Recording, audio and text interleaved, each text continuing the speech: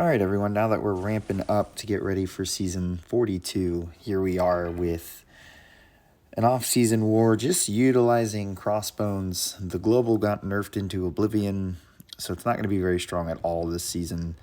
Hopefully next season's a little bit different, we'll see. But for now, Crossbones fighting Crossbones here. I have a rank 4 max sig Crossbones.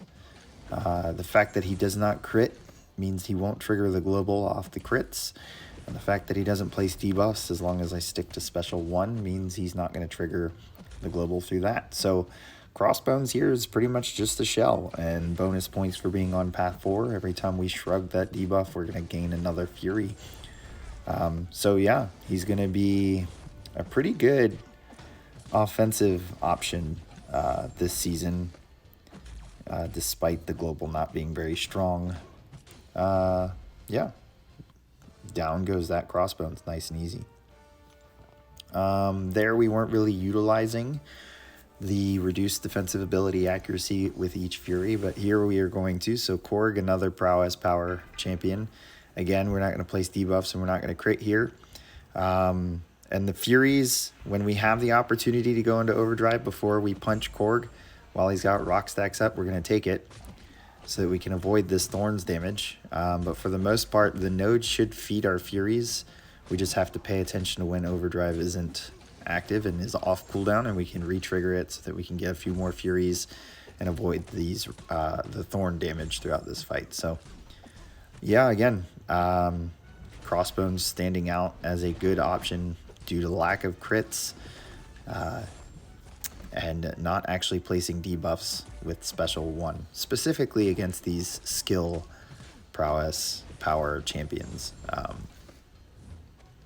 Yeah, you can see here, going pretty smooth, beating Korg up, not really getting much, obviously, when his rock stacks are up, damage is capped, but when it's down and we're on cooldown, it's just free punching for Crossbones.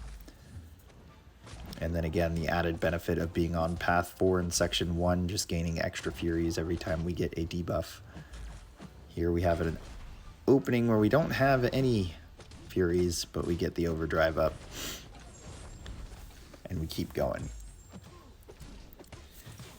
Could benefit from the corruption against a hero here, but best to just not even play into that. It's an easy fight for Crossbones anyways. We move on, section 2. Didn't have any prowess power champions here, but we had this Void, so definitely when you want debuffs to be shrugged is against Void, so this is really testing that. And then again, added benefit here is that when we get a debuff shrugged, we're going to go unblockable. So really the whole time I just need to make sure Void isn't unblockable, and I'm just drilling him in the face with my fists. That's all I'm doing. Dexing special attacks, we're up to 12, while we were up to 11 Furies there. So doing a nice string of damage here, and just melting Void down without a problem. And this is on an expiring 20% boost, so write that down. And then the last fight, just for a flex, we're going to take Infamous Doom here.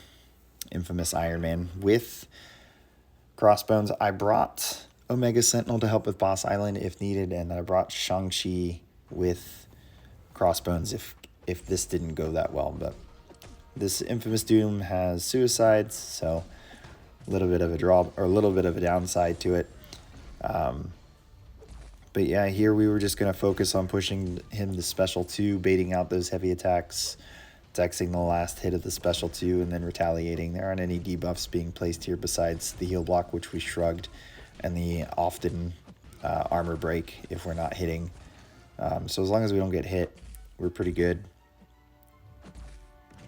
And I actually think we're going to get into a spot where the defensive ability accuracy bypasses the unblockable block there.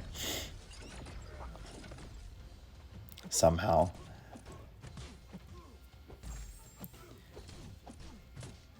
And then at the end, we just bypass the regen. So we bypass that ability as well, which is interesting. I guess we had enough Furies at the time, since the node does have increased defensive ability accuracy. All right, and then a clip from another war. can't finish the video without having a Quicksilver fight. I decided from the off-season this fight was worth showing because Annihilus can be somewhat of a pain, and I don't have a White Magneto pre-fight here would make it even easier. But the fact that we have slow means that we are a counter to Annihilus. And then what I really just wanted to display here is how well Quicksilver can get out of range of often difficult to dex special attacks. So I'm sure everyone's faced Annihilus' special one, where if you dex too soon on the first hit, you're going to take the second hit and then get hit. And you can see there, we're completely out of range, so it doesn't matter.